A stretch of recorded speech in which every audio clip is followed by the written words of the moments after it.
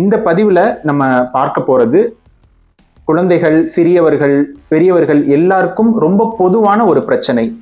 Especially இந்த ஒரு winter சீசனில் பெரும்பாலான பேஷண்ட்ஸ் நம்ம ஓபிடியில் வரும்போது வர கம்ப்ளைண்ட்ஸ், சார் கண்டினியூவஸாக அடுக்கு தும்மல் வருது, மூக்கிலிருந்து தண்ணியாக கொட்டுது, மூக்கு அடைப்பு ஏற்படுது, மூக்கு அரிப்பு ஏற்படுது. ஸோ இந்த மாதிரி கம்ப்ளைண்ட்ஸோட மோஸ்ட் ஆஃப் த பேஷண்ட்ஸ் வருவாங்க.